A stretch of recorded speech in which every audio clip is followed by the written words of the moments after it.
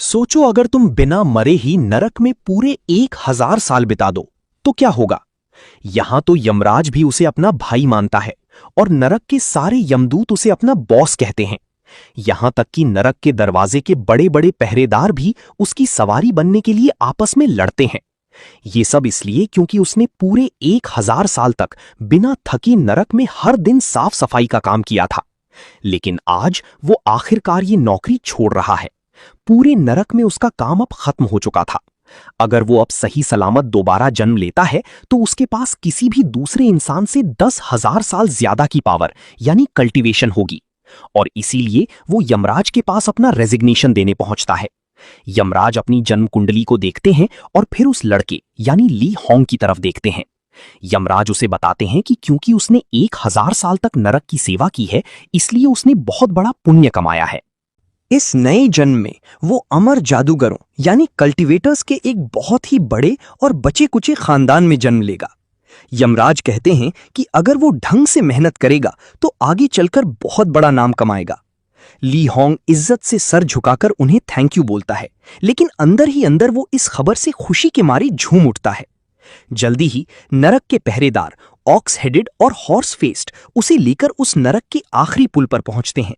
वहां पर खड़ी ग्रैनी मेंग उसे देखकर मुस्कुराती हैं और कहती हैं कि उन्होंने सुना था कि वो आने वाला है। वो बताती हैं कि उन्होंने सिर्फ उसके लिए इस कड़वे काढ़े में कुछ स्पेशल चीजें मिलाई हैं और इस सूप को पूरे 3 घंटे ज्यादा उबाला है। अचानक उसकी आंखें एकदम खाली हो जाती हैं, जैसे उसके अंदर जान ही ना बची हो। लेकिन रुको, ये सब तो बस एक नाटक था। उसने पहले ही उस पुल से एक अनमोल खजाना चुरा लिया था। वो था हमेशा जिंदा रहने वाला प्यार का पानी। इस पानी के पेट में होते हुए ग्रैनी मेंग का याददाश्त मिटाने वाला सूप बिल्कुल बेअसर हो जाता है।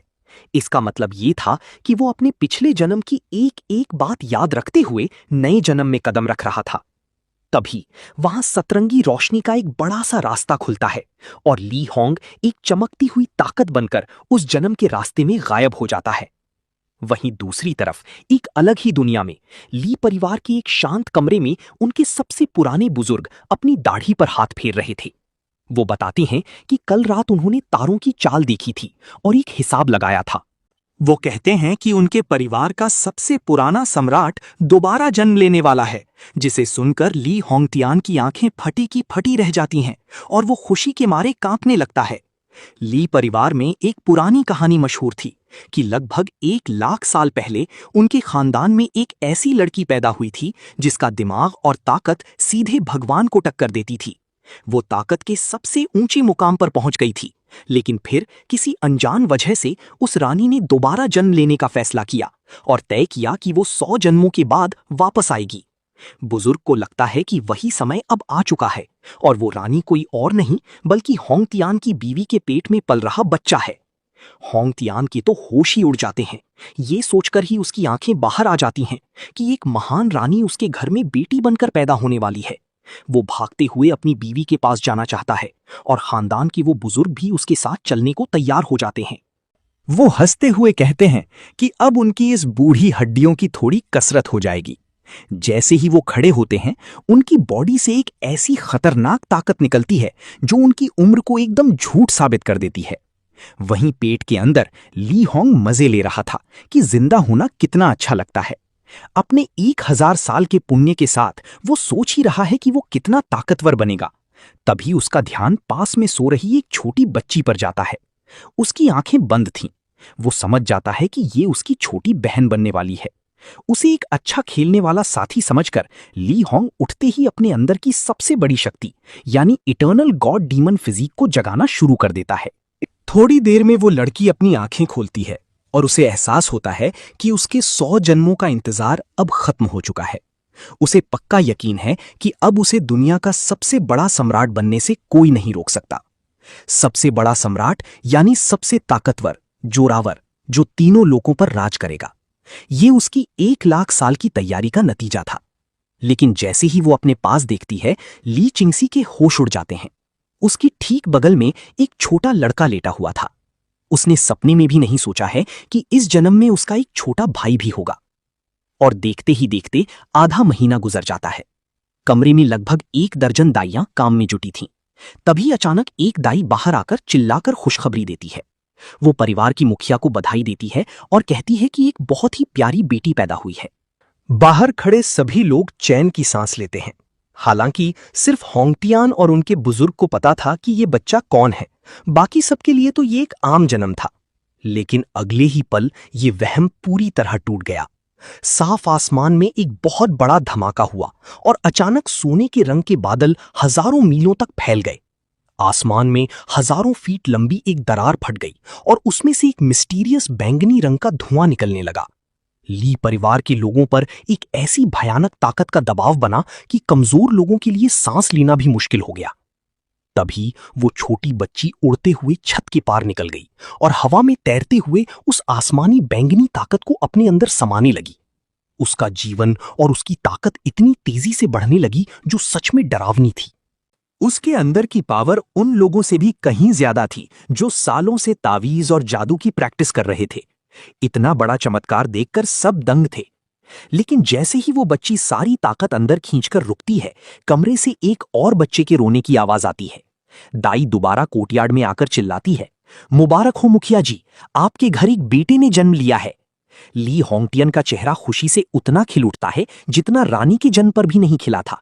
भले ही रानी एक महान कहानी थी जिसका वो सम्मान करता था, लेकिन ये छोटा बेटा उसका अपना खून था जो उसके खानदान का नाम आगे बढ़ाएगा। वो कसम खाता है कि चाहे इस लड़के में जादू की ताकत हो या ना हो, वो इसे इस धरती का सबसे बड़ा योद्धा बनाएगा। लेकिन अभी वो ये सोच ही रहा था कि आसमान में पहले से भी 10 गुना बड़ा धमाका हुआ, जिससे पूरी धरती कांप उठी। परिवार के कई लोग तो डर के मारे जमीन पर गिर पड़े। आसमान में पूरे 30,000 मीलों तक एक भयानक दरार फट गई और उस खाली जगह से 10,000 फीट लंबे राक्षस और देवता बाहर निकलने लगे। वहां चमकते हुए अमर भगवान भी थे और काली ताकत से घिरे हुए शैतान भी, जिन्होंने पूरे आसमान को घेर लिया था। अगर गिना जाए तो वो 10,000 से भी ज्यादा थे। इतनी भयानक और खौफनाक भीड़ जिसे देखकर डर लग जाए।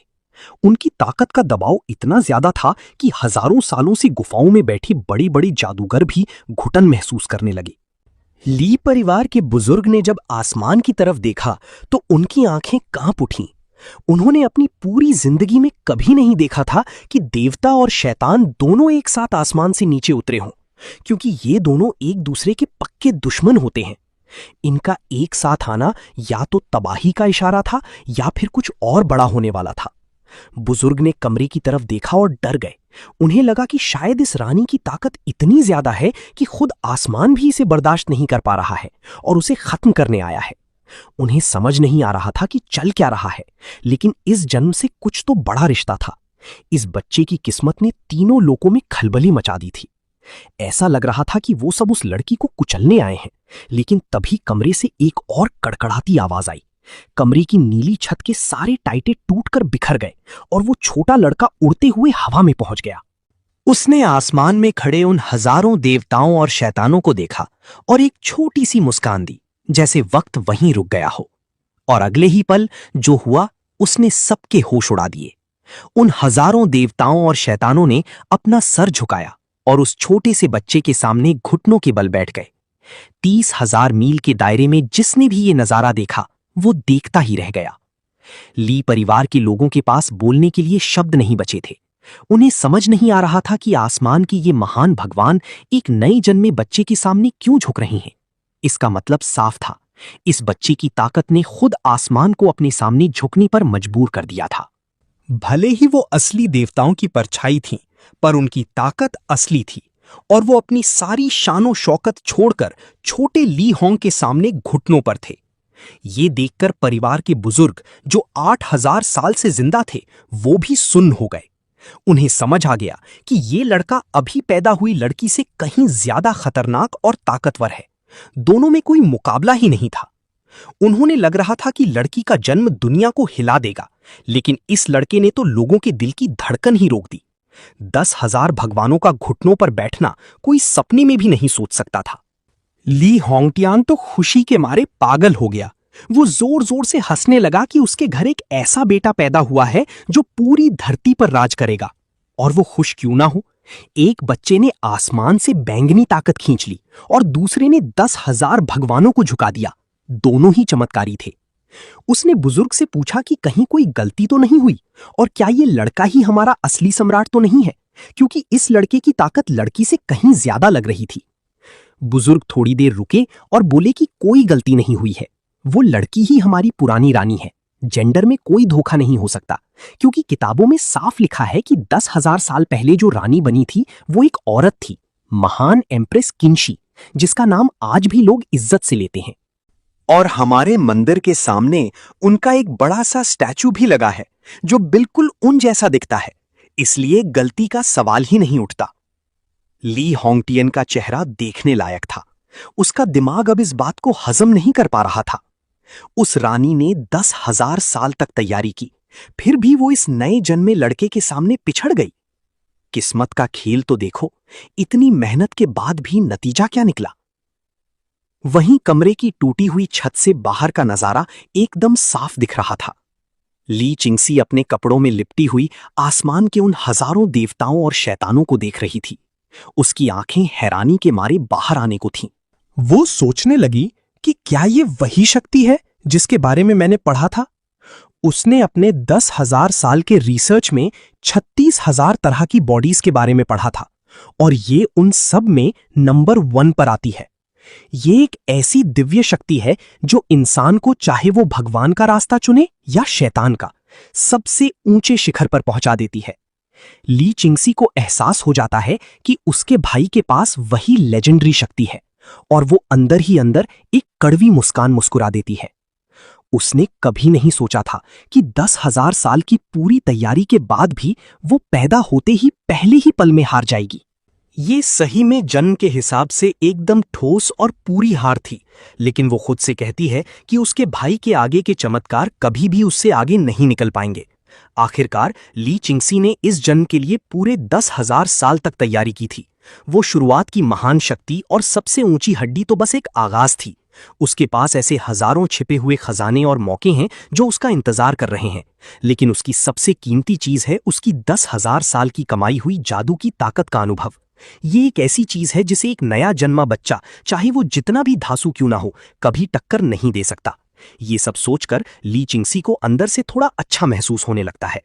वहीं दूसरी तरफ हम देखते हैं कि नान यिन बच्चों के कमरे में साइन इन करता है, जहां उसे एक खास तरह का जादुई पानी यानी श्यानलिंग लिक्विड की एक बोतल मिलती है। खुद को कमरे में अकेला पाकर वो इस मौके का पूरा फायदा उठाता है। वो उस जेड बोतल को पकड़ता है और पूरे पानी को लालचियों की तरह एक ही घूंट में पी जाता है। देखते ही देखते उस श्यानलिंग लिक्विड की पूरी बोतल उसके पेट में चली जाती है। सारी ताकत को अपने अंदर समाने के बाद नान यिन पूरी तरह से संतुष्ट हो जाता। ये नया शरीर उसकी उम्मीदों से कहीं ज्यादा ताकतवर साबित हो रहा था। बोतल में बची हुई कुछ बूंदों को देखकर वो पास में लेटी अपनी बहन की तरफ देखता है और मजाक में अपनी उंगली से उस लिक्विड को उसके होठों पर लगा देता है। बाहर खड़े सफेद भौं वाले बुजुर्ग बताते हैं कि उनके सम्राट ने इस जन्म के लिए खास तौर पर 9 सूरजों वाले दिन को चुना था। जाहिर है उनका मकसद आशीर्वाद के दौरान एक बहुत बड़ा मौका हासिल करना था, और अब उन्हें इस जन्म की पूरी मदद करनी होगी ताकि वो इस रास्ते को पूरा कर सकें। फिर वो 3 फीट का एक चौकोरे पत्थर निकालते हैं। लू मिंगलान उसमें से निकलने वाली जादुई ताकत को महसूस करती है और उसे देखकर पूरी तरह हिल जाती है। वो इस बात पर यकीन ही नहीं कर पा रही थी कि यांग ब्रांच स्पिरिचुअल जेड फीटस का इतना बड़ा टुकड़ा सच में होता है, जो अपनी एकदम नर्म और शांत जादुई ताकत के लिए जाना जाता है। अगर कोई छोटा बच्चा इसे पहनता है तो उसका शरीर धीरे धीरे बदल जाता है और एक आम इंसान का शरीर भी एक महान योद्धा जैसा बन जाता है। अपने कपड़ों के अंदर से नान यिन भी जादुई जेड के इतने बड़े टुकड़े को देखकर दंग रह जाता है। अगर सच कहीं तो ऐसा नजारा कभी कभार ही देखने को मिलता है। वो सोचता है कि शायद अब उसकी किस्मत चमकने वाली है, लेकिन अगले ही पल वो देखता है कि उसकी छोटी बहन को उस जेड के ठीक बीच में रख दिया जाता है। वो सोचने लगता है कि जब उसकी ताकत इतनी ज्यादा है तो उसकी बहन को इसे पहले अब्सॉर्ब करने का मौका क्यों मिल रहा है। वो तो मजाक में ये भी सोचने लगता है कि कहीं उसके पिता उसे अपना बेटा ही नहीं समझते क्या। जीड को वहां रखने के बाद परिवार की मुखिया और बुजुर्ग वहां से चली जाते हैं और लू मिंगलान दोनों बच्चों की देखभाल के लिए अकेली रह जाती है। तभी नान यिन को नींद आने लगती है। जैसे ही लू मिंगलन बेड पर आराम करने के लिए लेटती है, उसकी सांसें एकदम शांत और गहरी हो जाती हैं। उसे सोया हुआ समझकर नान यिन अपनी आंखें खोलता है। उस जादुई जेड के टुकड़े को देखकर उसकी आंखें खुशी से चमक उठती हैं और उसे नरक से मिला हुआ अमर जेड का टुकड़ा याद आता है। वो खजाना इस जेड से 100 गुना ज्यादा कीमती था, लेकिन उसकी ताकत एक नए जन्मे बच्चे के लिए बहुत ज्यादा भयानक थी, जिसे झेलना आसान नहीं था। वो पहले इस जादुई जेड की ताकत को अब्सॉर्ब करने का फैसला करता है ताकि उसका शरीर मजबूत हो सके, और खुद से कहता है कि वो बस कुछ समय के लिए अपनी बहन का माल उधार ले रहा है। वो अपना छोटा सा मोटा हाथ आगे बढ़ाता है और पूरी ताकत लगाकर उस जादुई जेड के एक कोने को जोर से पकड़कर खींचना शुरू करता है। एक छोटा सा टुकड़ा तुरंत टूट जाता है और वो उसे अपने मुंह में डालकर पूरा निगल जाता है। जैसे ही वो उसके पेट में पहुंचता है, बदलाव शुरू हो जाता है। वो जड़ें एक ऐसी भयानक ताकत में बदल जाती हैं जो उसके जिस्म के एक एक हिस्से में फैल जाती हैं, और ये ताकत उस शियानलिंग लिक्विड से 100 गुना ज्यादा मजबूत थी। अगले ही पल उसके अंदर से एक तेज रोशनी निकलती है जो एक इंसान की परछाई बनाती है, जिसमें लेफ्ट साइड में एक सुनहरी चमक थी। उस परछाई का राइट साइड एकदम काला था, जो उस अमर शैतान की शक्ति यानी इमॉर्टल डीमन फिजिक के दोनों रूपों को दिखाता है, आधा भगवान और आधा शैतान। ये धुंधली परछाई अभी बस एक झलक थी। एक बार जब ये पूरी तरह सॉलिड हो जाएगी तो उसकी ये दिव्य शक्ति अपनी शुरुआत के मुकाम पर पहुंच जाएगी। उस जेड को काफी स्वादिष्ट पाकर वो एक और टुकड़ा खाने का फैसला करता है। एक बार फिर उसका छोटा सा हाथ उस पत्थर के कोने पर दबाव बनाता। एक और छोटा सा टुकड़ा टूटकर उसके ऊपर गिरता है। ली चिंगसी उस जेड की ताकत को अब्सॉर्ब करने के लिए एकदम सही पोजीशन में लेटी हुई थी। वो पहचान जाती है कि ये वही जेड है जिसे उसने सदियों पहले इकट्ठा किया था।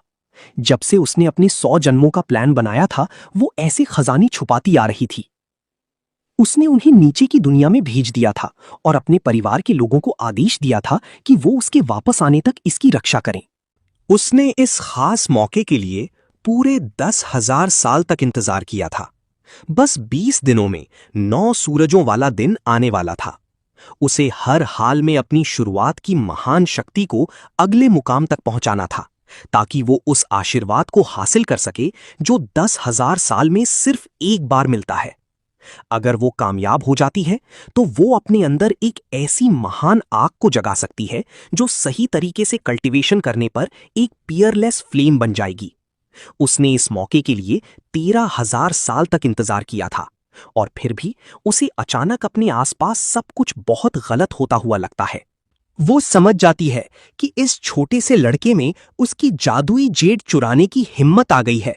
वो देखती है कि नान यिन का हाथ एक बार फिर आगे बढ़ता है।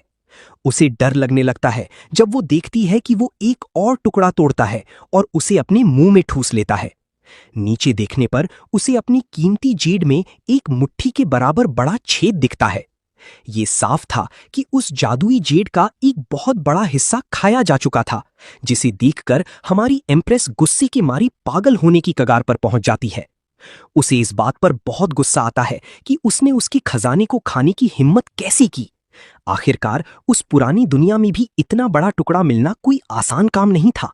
उसका असली प्लान इस जेड का इस्तेमाल करके 20 दिनों में अपनी शक्ति को अगले मुकाम तक पहुंचाना था। इसे धीरे धीरे अब्सॉर्ब करके वो सबसे ऊंचे मुकाम पर कायम हो सकती थी, लेकिन अब उसके सारे प्लान उसकी आंखों के सामने टूट रहे थे। वो लड़का जितना खाता उतना ही इसका नुकसान होता था। उसके लिए ये दिन दहाड़े डाका डालने जैसा था, और एक एम्प्रेस होने के नाते वो बस देखते नहीं रह सकती थी। वो कदम उठाने का फैसला करती है और अपना छोटा सा हाथ आगे बढ़ाकर नान यिन के कंधे को जोर से गुस्से में धक्का देती है। वो धक्का इतना मजबूत नहीं था, लेकिन उस लड़के को पलटने के लिए काफी था, जिससे वो अचानक नींद से जाग गया। वो अपनी आंखें टिमटिमाता है और सोचता है कि आखिर चल क्या रहा है। वो खुद से कहता है कि उसकी छोटी बहन बस उसके साथ खेल रही है। वो एक पल के लिए भूल जाता है कि एक दिव्य बच्चे का शरीर भी अभी बनने के मुकाम पर है। ली चिंगसी उसे घूरती है और उसकी आंखें साफ कहती हैं कि सुनो बच्चे, ये जेड मेरा है और तुम इसका एक और टुकड़ा नहीं छुओगे।